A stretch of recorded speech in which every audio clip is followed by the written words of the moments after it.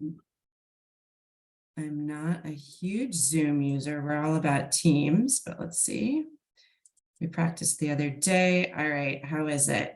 I think, am I up and running? Let's see. There, anyone thumbs up or off mute to tell me? Yes. Okay, thank you, Lori. All right, so we're up. So I'd love to start with actually asking folks to introduce themselves in the chat, if you wouldn't mind, with your name, maybe affiliation, something that you are interested in hearing about, or a question that you have, something you want to share, something you want to learn today. That would really help me sort of know who's in the room, other than like the boxes with the names. Some have affiliations, some don't. And just take a minute to introduce yourself. So Lori has. Hi, Lori. Nice to meet you. Thanks for moderating the chat.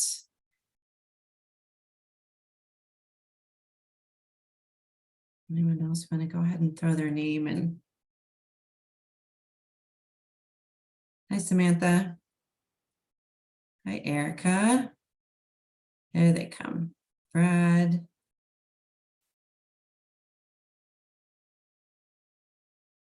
Right. Chassis, I think. Am I pronouncing that right?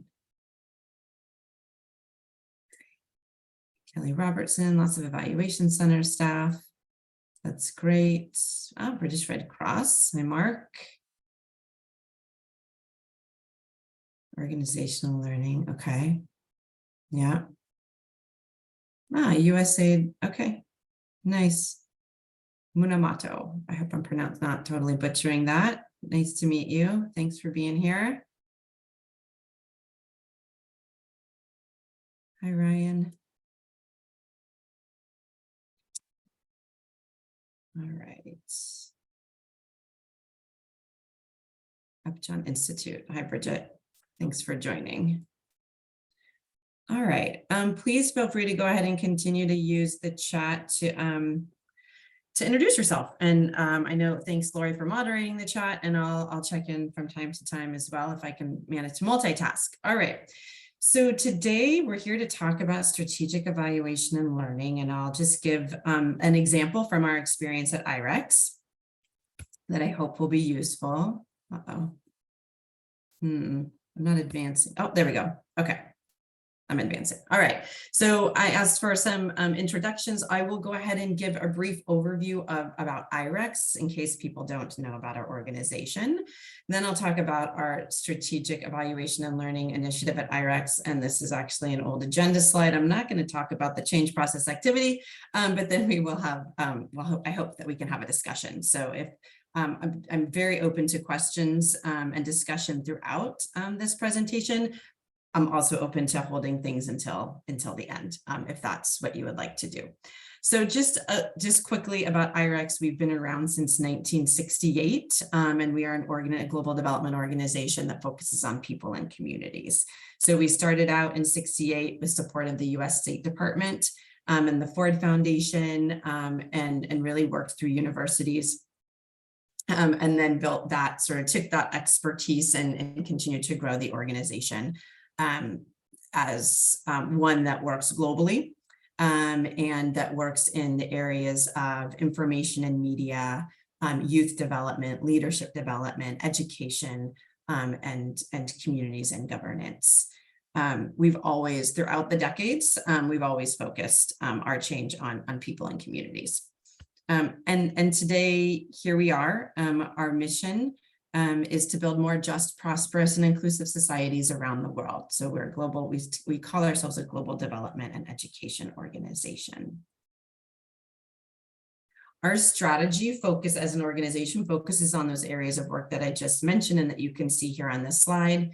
So our 4 impact goals are to engage and empower youth, to cultivate leaders at all levels of society, to strengthen education, civic and governing institutions, and to extend access to quality education and information. And we believe that if we do that and we work in partnership with other organizations and people that work on people and communities, that then we will be able to help contribute to more just, prosperous, and inclusive societies.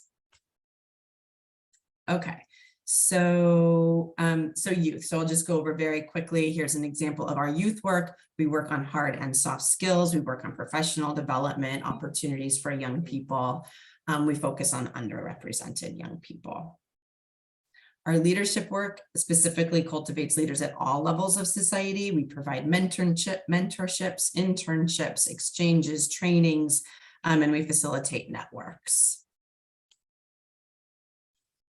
Our education work focuses on improving the quality of teaching. We train teachers and professional teacher associations. We carry out and facilitate exchanges and enhance learning outcomes for students. And our information and media work, we focus on promoting what we call vibrant information, which is, it includes sort of multiple channels, fact-based information. We improve the quality of journalists and journalism, and really importantly, equip citizens with critical thinking and consumption skills. Okay, and then institutions and communities. So we engage civil society. We strengthen the capacity of civil society organizations and really try to help increase accountability, both for local and regional government institutions, as well as civil society organizations and civic activities. All right, so that's a rundown of our work. Where we work, you can see here on the map. We have the majority of our programs right now are in sub-Saharan Africa.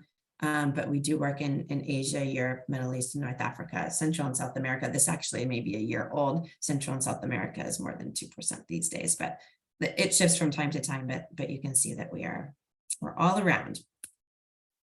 And then just some impact numbers here. So we look at our reach, right? So we're in 120 countries. We've reached 15 million on an annual basis. I think these are our fiscal year 21 numbers, if I'm not wrong.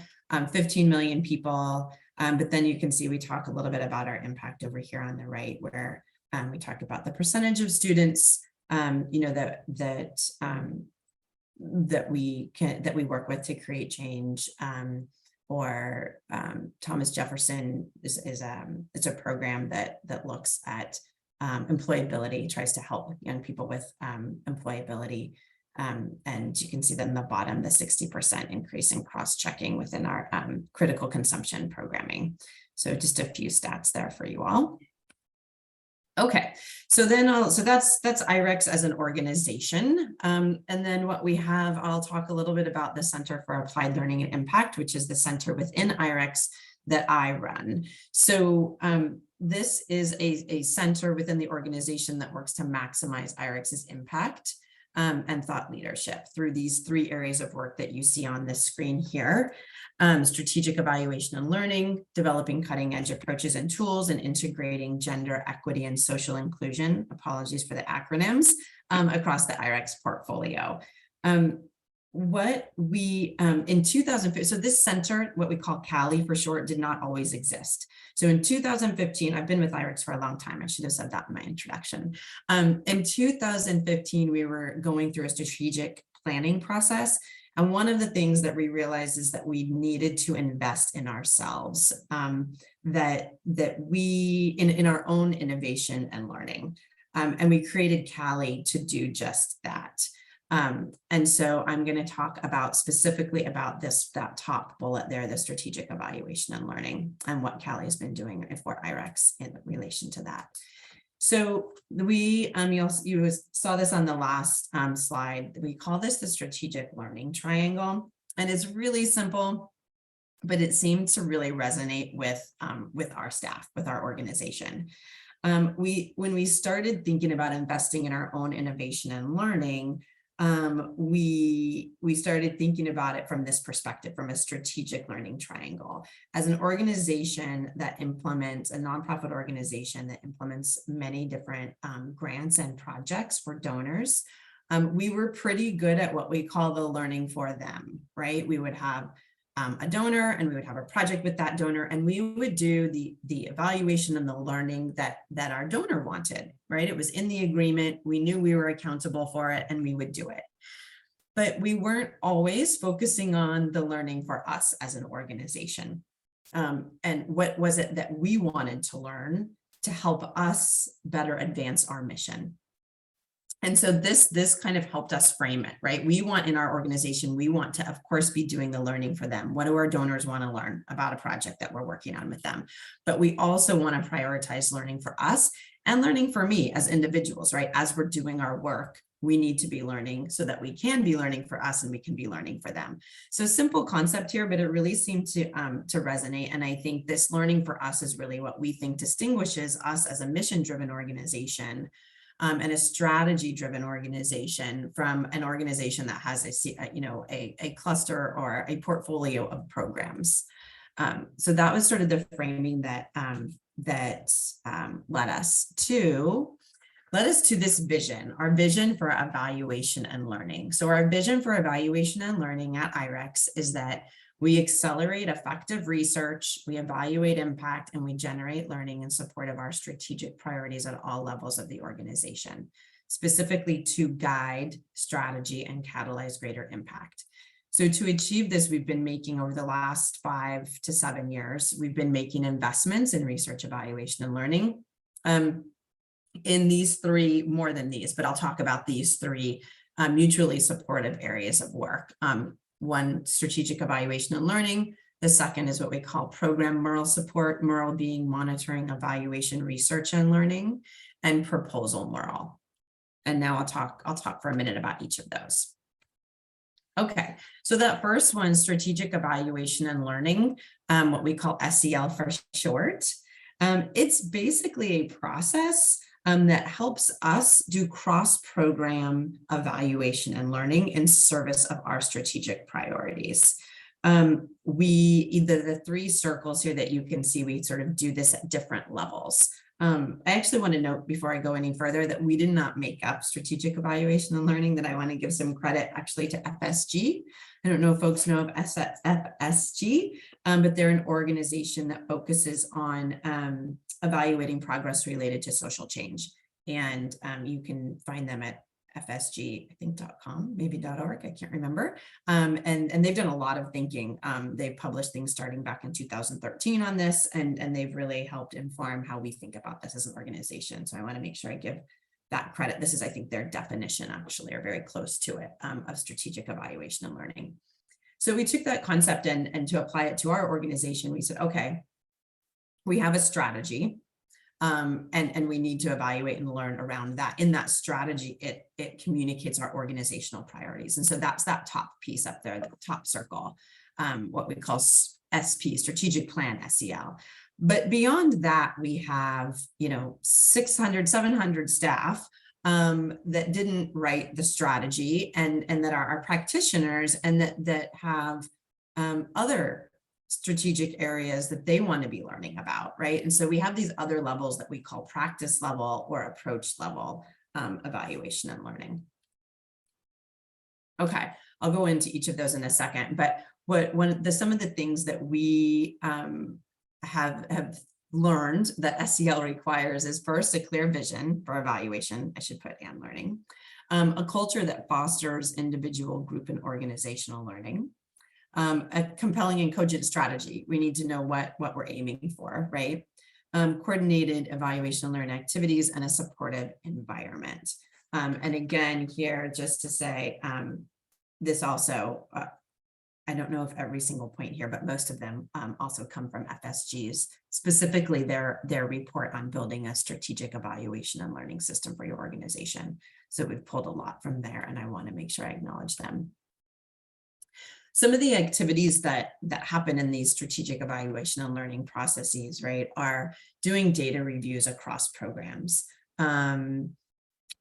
looking at doing evaluations where we look at programs and we say, okay, there are shared outcomes within this set of programs, and they all relate to this strategic goal. And so let's get some consistency across those programs in how we get the data related to those outcomes, so that we can sort of aggregate that and share that and say something beyond a single program level.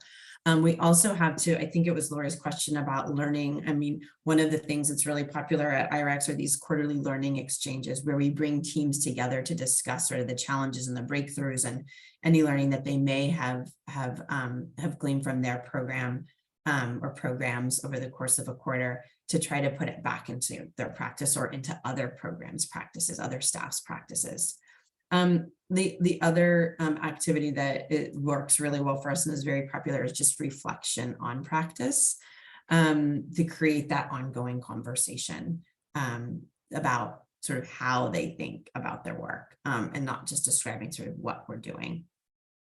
And then we have working groups that focus on improving assessment and evaluation approaches for different groups of programs. So those are just some of the activities. Again, some of them pulled from FSG's report that we use in our organization.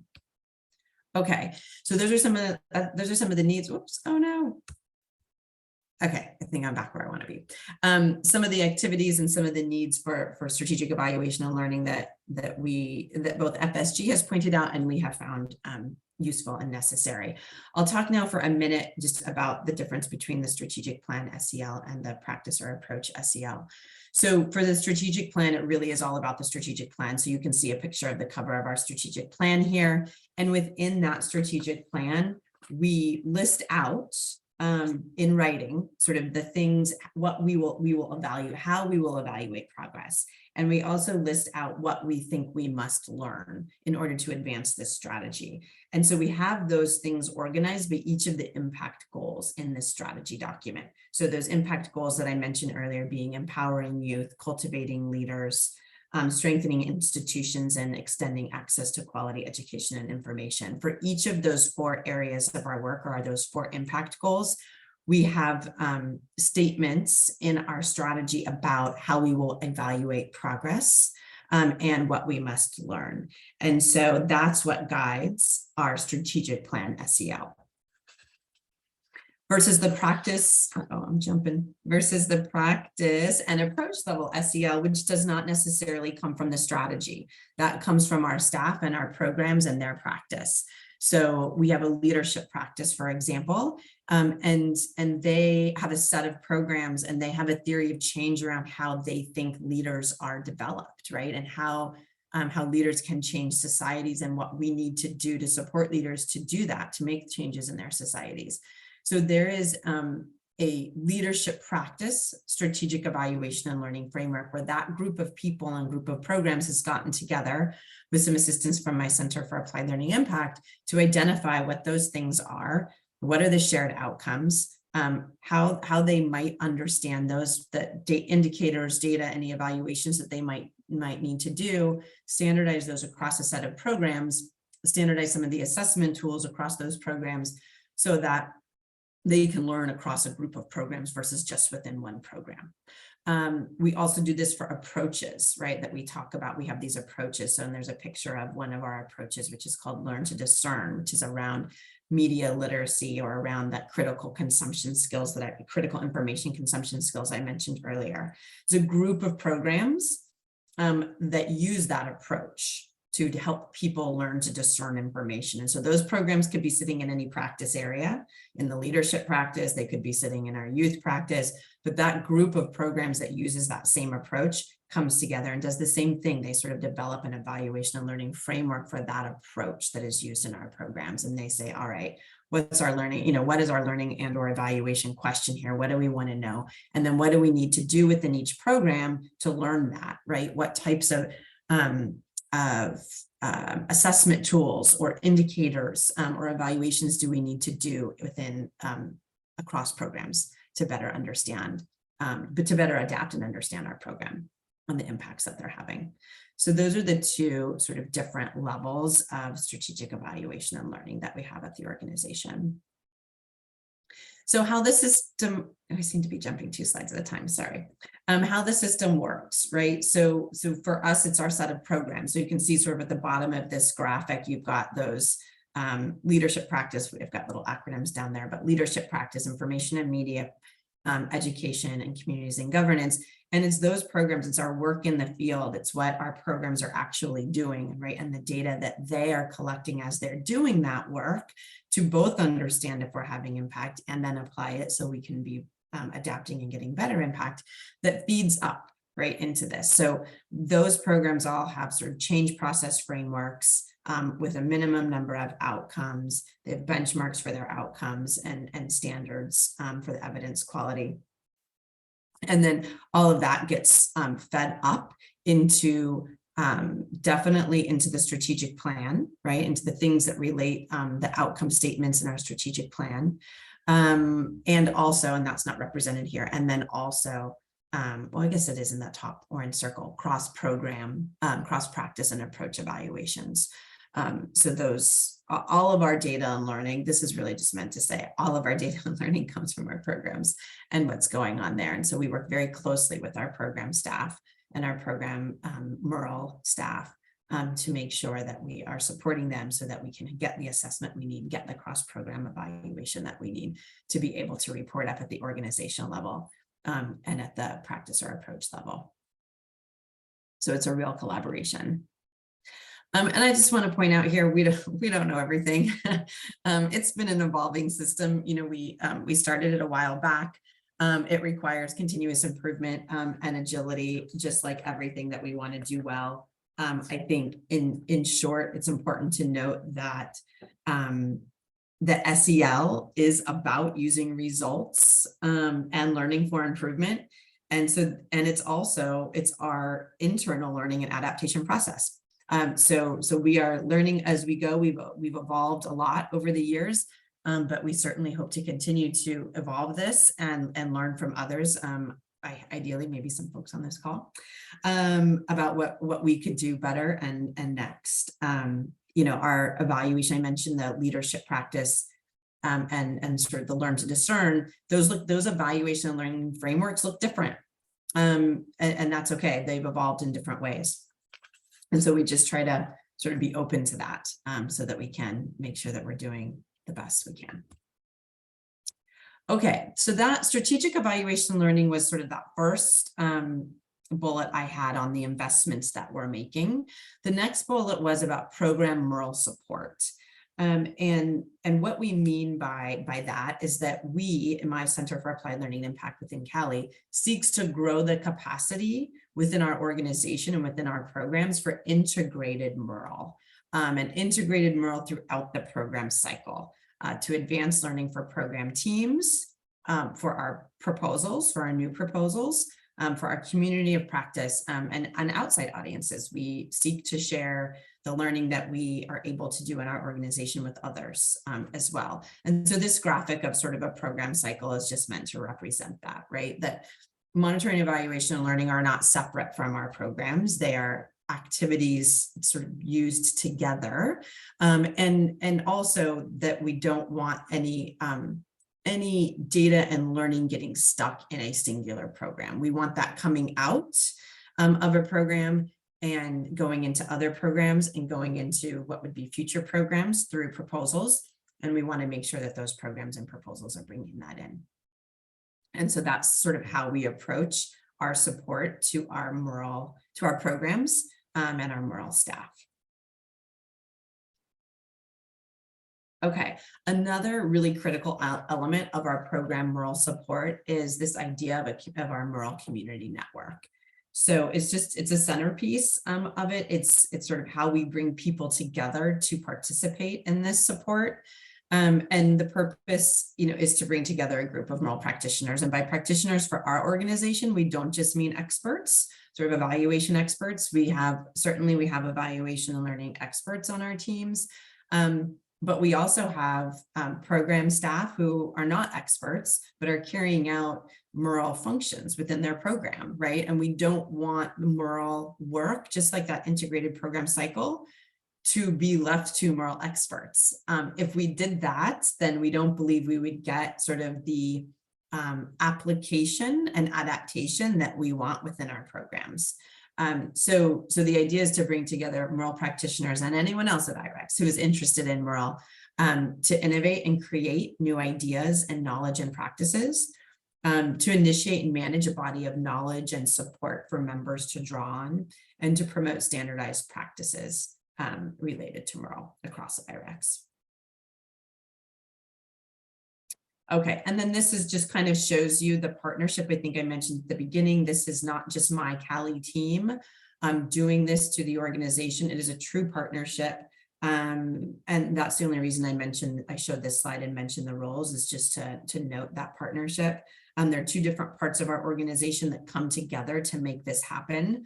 On the left side, you see my team Moral leads and sort of their roles. So while my team is, our role is to nurture and grow that community network, the role on our global programs, sorry, there's an acronym in there, our global programs, GP, is to contribute to that network, right? And while my team's role is to provide mentoring and learning opportunities for staff, our global programs role is to integrate moral activities, right, into throughout their program.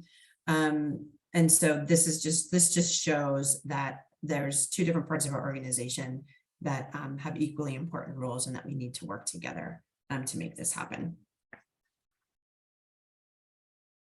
And then I did mention, I think the third bullet when I talked about the investments that we are making in this was proposal moral. So we, as a nonprofit mission-driven organization, we certainly do have some proactive conversations with donors, and sometimes that works, and we get to influence the type of work that a donor creates and that we can create with them.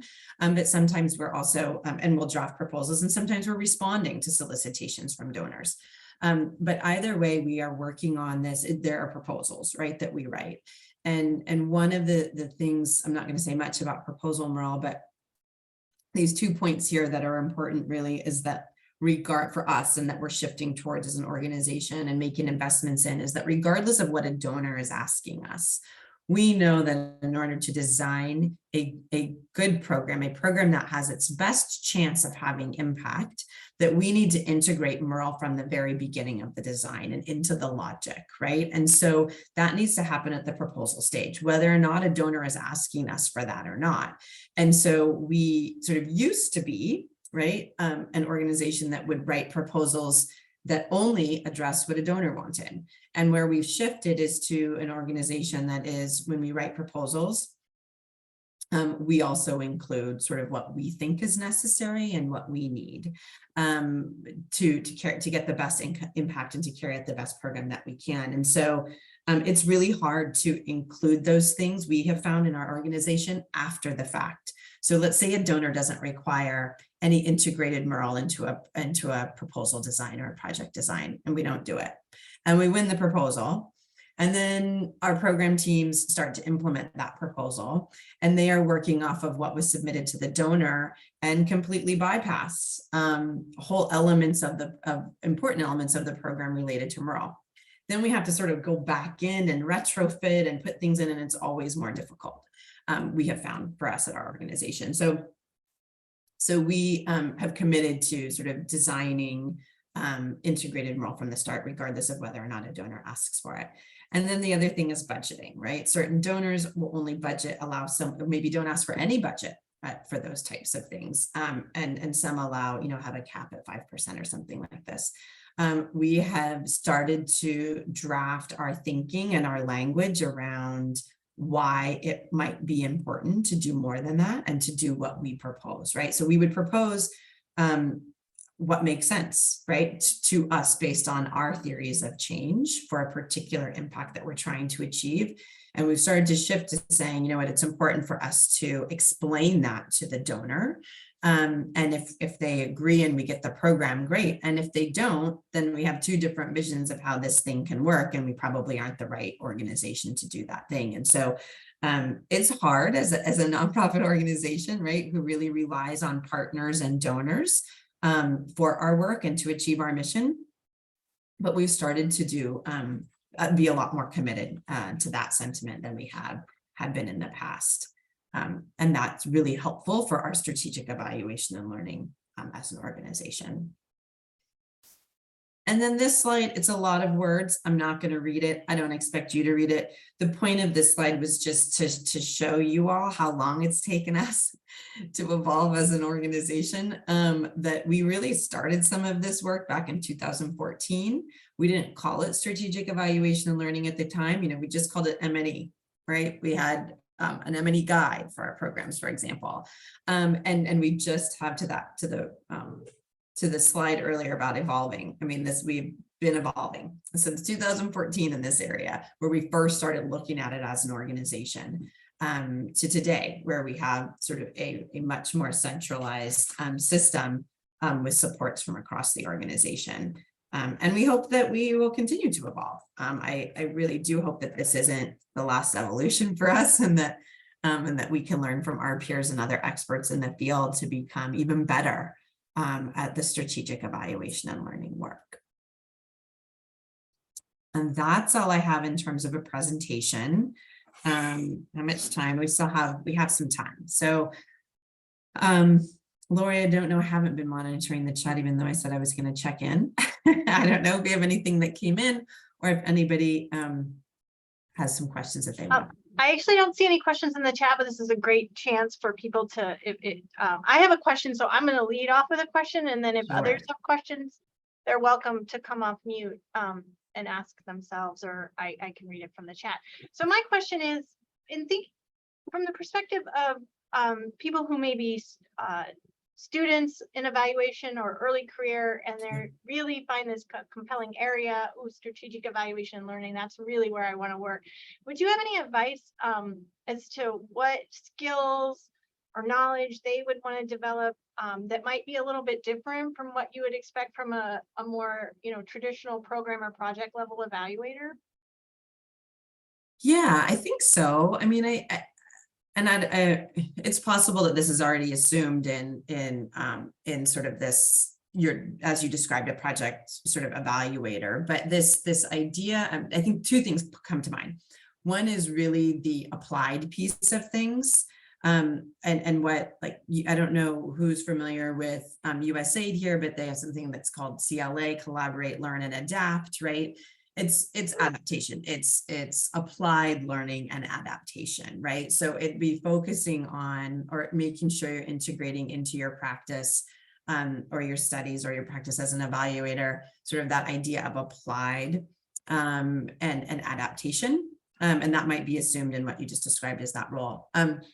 The other thing that I would say is that the heart of our strategic, right, when we say strategy, like strategic evaluation and learning, is this idea of cross-program. So how do you look at, so spending some time to either think about or do cross-program evaluations? How do you look at a set of programs that might be trying to achieve some of the same outcomes, but they're not identical programs? And how do you pick out that, how do you lead a team or a group of people in identifying what across those programs, what is the learning question that everybody has, or the research question, their evaluation question, and be able to design an evaluation around that, as opposed to one specific program's goals and intended impacts and outcomes.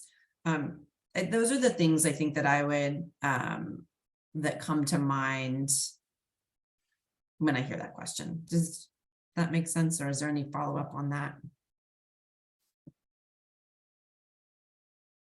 Oh, one more thing I would say, sorry, I'm gonna go back to that, to say, I was sort of like talking and then thinking, and I'm thinking about my team. And one of the things that's really important for us in terms of, we're also in the business. I've got a bunch of evaluators and learning specialists on my team, but as a group, we're in the business of organizational change, right? Like that's what we're trying to do. We're trying to shift IREC so that we are more strategic in our evaluation learning as an organization.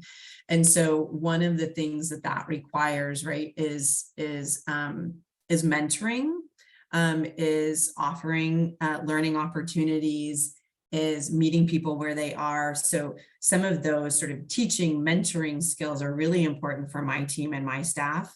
And then the soft skills around collaboration and meeting people where they are also are really valuable for my team.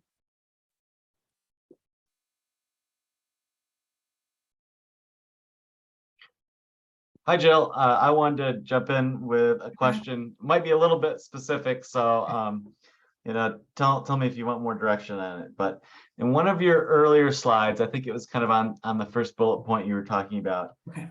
You mentioned setting minimum standards for evidence quality. Yeah. And so I was really curious how you set those or what you used for them. Yeah. And then also, sort of how you work that into strategic learning and got buy-in from what seemed to be some pretty big, multi-stakeholder Mhm. types of activities, because that seems like a challenge to me. Yeah, it is, Brad. Thanks for that question. So it's funny, that's actually something that we've only recently, so to this point around organizational change, right? And shifting mindsets and behaviors. That is something that we've only recently become more comfortable with as an organization, this idea of minimum standards, right? So there was, at sort of the beginning of this journey, there was definitely resistance to that. So IRIX has, I'm sure you could tell from the different types of programs and the different types of work that we do, is an organization that has lots of different donors, lots of different types of programming. You're not going to have, one consistent standard, if you will, really across all of those programs, right? Even if we are willing to invest in ourselves and go beyond what a donor wants. So at the beginning, there was absolutely, we're trying to feel out like, where was our edge, right? Where was our edge on this initiative? That was a clear one, right? We were like, and so we just, we did not put out minimum standards at the beginning of this journey. We talked about, how we can help program teams. It was really about the value proposition for them, right? What is it that you want to learn? What do you need to know in order to implement the best? Because all of our program teams want to implement the best programs that they can. They want to get the best impact that they can. So it was, what do you need to get that? What can we do to help support you to get that? And as people saw, it's been a slow movement, but probably in the last year only have we actually, we didn't impose, we actually waited for the demand to come to us. So about a year ago, we started getting people, both program staff as well as at the leadership level, say, you know what, it would be helpful actually if we had some minimum standards. And we're like, great, let's do it, right? And so what we have now is a handbook. So we sort of waited for that to be a felt need for our organization. And it did eventually. There was no guarantee it was ever going to happen, but it did happen. And so now we've got a handbook that has those. Now, there are ranges, right?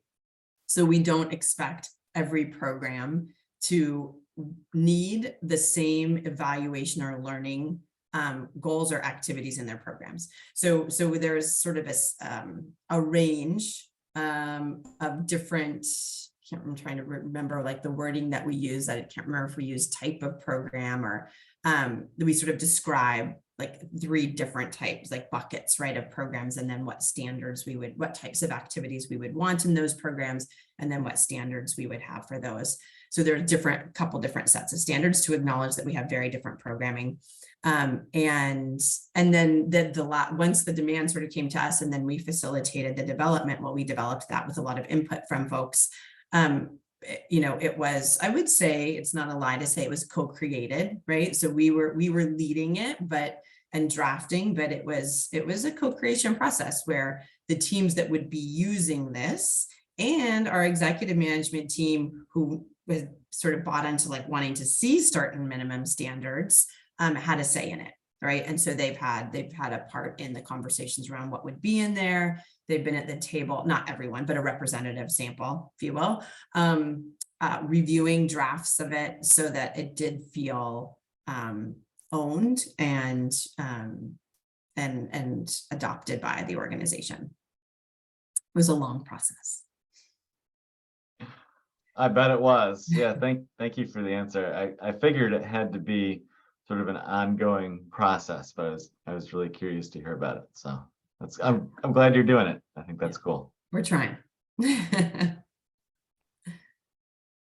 Hey, this is Lori again. Is it possible to, I'm not sure I'm wrapping my head around what a minimum standard might look like. Can you just give an example, or like the I don't know, doesn't have to be super specific, but just a little more for. So if you're doing a certain type of evaluation, you need to have, first of all, it would be in this type of program, you need to do this type of an evaluate. We would expect this type of an and let's say, and this for us is one of the higher levels, right? Like an impact evaluation. And if you're doing an impact evaluation, you're going to need, you know, to have this many people, right? In like your sample size, or, you know, the power needs to be this, like in order to make it an impact evaluation that the organization is going to get behind. So those types of things. Does that answer your question, Lori? I think you're muted. I was just pointing out, Munamato has a question. Oh, great. So, but yes, thank you. That was helpful. Okay. Thank you so much, Jill, for the presentation. Just a quick question. I'm the one who is in Eswatini with USAID, so probably this is the reason why I'm asking this question. Sure. So you mentioned in your presentation that you incorporate MERL components in your applications, or like in your response to solicitations, regardless of whether the solicitation clearly articulates that you need to include, let's say, the theory of change or program theory. But you said you incorporate these components in your application. So my question is that what has been the response, particularly on the donor or funder side, when you incorporate, regardless of whether it has been requested for or not? Do they respond more positively, or they are indifferent? Yeah, that is an excellent question. So let me back up quickly to say that, to clarify a little more detail on this point. So we have organizational commitment now to do this, right? To design our program proposals with a full sort of MERL component, right? A MERL and CLA component in them. Now, our director of new business development does sometimes step in and say, okay, that's fabulous that you've developed that. And it's an important step in the design of a great program, or a program with the best shot at impact. Now I'm going to take into, business development director, I'm going to go double check that solicitation and use what I know about that donor to say whether or not that should actually be included in the proposal that we submit to the donor or not. Or do we keep that for ourselves in case we win and then we bring it in, right? So I don't want to like overstate how bold we are in this area. We do have a commitment to doing that. There are some business decisions that are made by other units as to whether or not it actually gets submitted to the donor. Now, that being said, just so I don't want to make it sound like we're, you know, better than we are. But we in the instances, though, now to your question more directly, when we have done it, so there have been instances where we have included a fuller theory of change MERL component, you know, an evaluation, or, you know, a fuller CLA process in our proposal because we said we needed to. I would say that, Jen, if I could summarize the different, we've done it on a number of occasions, and we've either gotten a response from the donor or not, or it's just kind of been ignored. And we have been successful in proposals where it was never even mentioned that we did that, right? And we've won. In some cases, we have gotten a response back. Generally speaking, it has been very positive. It has been, this is great. We love to see this type of thinking around the MERL and the CLA, and like it helped make the justification for your program design, right? I'm not sure we've ever gotten much of like, we didn't ask for that, or that's not relevant, right? We also do take quite a bit of care when it gets submitted into the competitive proposal to the donor to sort of justify it, right? But where we have gotten pushback is on the budget elements, right? So we often will get like, wow, that's amazing, that's fabulous, we love that. But we want more money on the other types of program activities, right? On the training, or on like more participants. You don't have enough, you're not reaching enough participants because, you know, you've got more budget on an evaluation, for example. And then, you know, and then it just ends up in negotiation, right? In terms of where you go from there. But I would say pushback in principle on the concept, typically not. Pushback on the budget is much more common. Did that answer your question, Minamoto? Yes, thanks a lot. Okay, thanks for the question. It's a good one. We struggle with finding the right balance on that, to be honest, right? All right, Chasey, you Jill, can you mentioned- go ahead and read the question? Because the folks in the room are not necessarily seeing the chat. Absolutely, absolutely. So is it Chasey or Chassis? I want to make sure I'm pronouncing that correctly. Chassis. Chassis. Okay, thank you, Chassis. Chassis asks, you mentioned some employees who may lack strategic skills or have little involvement in planning.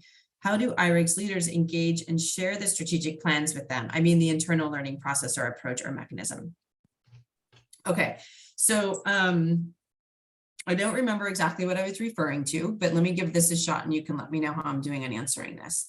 So we do actually in this, we as an organization write strategic plans for 5 years. And in the 5-year strategic planning process, we do include staff from across the organization at different levels and in different locations. So we do share in the development process. And then there is a review, a little bit like I was talking about reviewing the handbook and that has the minimum standards. There is a review opportunity for all staff to participate in our strategic plans. And so that's sort of how the strategic plan itself, which is just one document that the organization shares, gets how we engage staff on that. In terms of the internal learning process or approach, so the one that I talked about that's associated with the strategic plan isn't optional. So everybody that has a program that is creating impact or reaching outcomes that relates to our strategic plan has to report that up. Now, in terms of figuring out, and we map from the program, so we're very program centric in this, right? We have the outcome is in the strategy that we hope to achieve as an organization. But what we do is we meet sort of the program MEL data where it is, and we look at it, and we do ask for certain disaggregations and things, but we look at it and then we map it. We map to the strategy outcomes. So there is some onus on the program staff to do some things, but we also ask staff at the outset of a strategy or at the outset of a program underneath a new strategy is, what types of results and impacts do you think that your program is going to achieve? Like, okay, we see the MEL plan, like that's great. That might relate to the strategy. And we explore additional data collection that may help the strategy that isn't currently in the plan. And we sort of have a conversation. It's an engagement for sure with each program. On the learning processes as it pertains to not the strategic plan, the lower sort of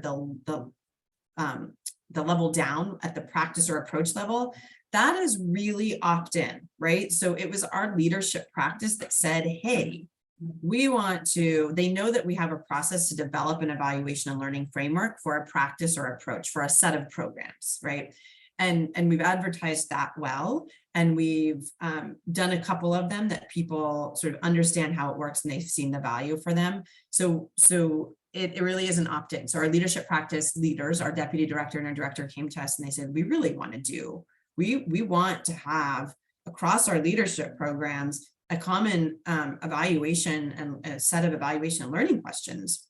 And so then we sat down with the leadership practice and the director and the deputy director of the leadership practice and said, all right, how do we want to do this? We've facilitated them choosing their evaluation and learning questions, and then helped sort of from the technical side on how they might go about getting the data from across their programs on those questions that were important to them. And that's the whole point of the strategic evaluation at the approach or the practice level, is that we recognize that there are these things that are in the strategy that while staff had input, the staff that were around had some input into that strategy, it is what it is, right? But we recognize that there are other strategic priorities, learning priorities, evaluation priorities in our organization, and we want to make sure that we can help facilitate those as well. So those are really opt-in processes. I hope that answers your question. If not, please feel free to come back at it. We'll take another stab.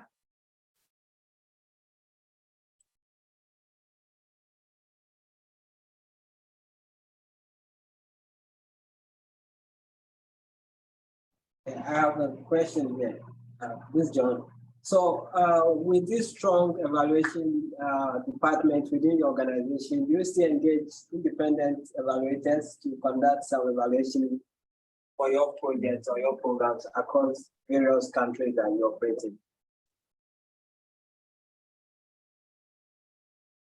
I'm sorry, I missed the question, or either that or I cut out. Okay. Would you mind repeating or typing it? Either way.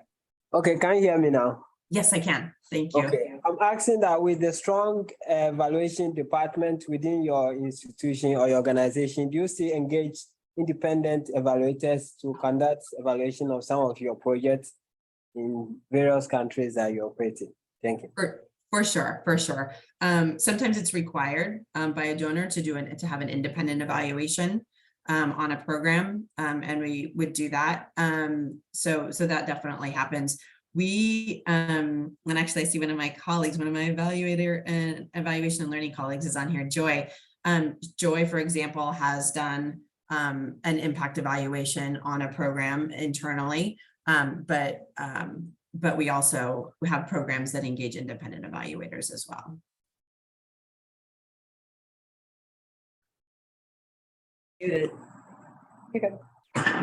Okay, Michael here. Please, I want to find out at what point do you take the input of your staff in your master plan in terms of the strategy you use to evaluate projects? So me in terms of my staff in Cali, or in terms of the organization, the program staff? Your staff. In Cali. I mean, Yeah. it is totally co-created. It's a pretty small staff. So just to give you a sense, so we have how many, Joy? We've got about, I guess, eight people that I'm talking about within the Center for Applied Learning Impact that work in this area. And yes, to Joy's point, we engage consultants regularly also. And so that team works very much sort of in a co-creation process. And for those like Joy, who was in it from the beginning. So remember I showed that slide that's like the timeline, like we've been at this for a long time. When we started, it was really just me and Joy and another colleague. There were three of us. And so we were really developing this thing together, and then together with our program colleagues. As we've grown to be a little bit bigger, we've sort of kept that spirit, I think, of co-creation to bring the best of everyone into how we go about doing this work. But SEL is definitely something that was, as I said, as I said earlier in the presentation too, it draws from other experts that come well before us, like FSG. And then has been built on by our team and by everyone on our team, as well as people not on our team, I would say. Did that answer your question? Yes, please. Okay, thanks.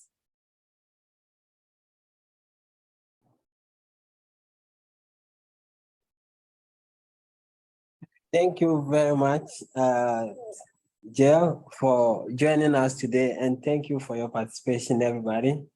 So be sure to register for the next Eval Cafe, when we'll be joined by Dr. Brian Pearson. He will be presenting on an introduction to the use of Google Data Studio for evaluators. And that cafe will start at noon next week, Wednesday. Thank you very much for participation. Thank you. And I would just invite, I'll put my and Joy's email addresses in the chat so that if anybody wants to follow up, you can certainly just reach out to us directly. Will that be on our website too? Oh, okay, great. Thanks, everybody. Thanks for having us. Thank you. Bye-bye. Thanks a lot. Bye.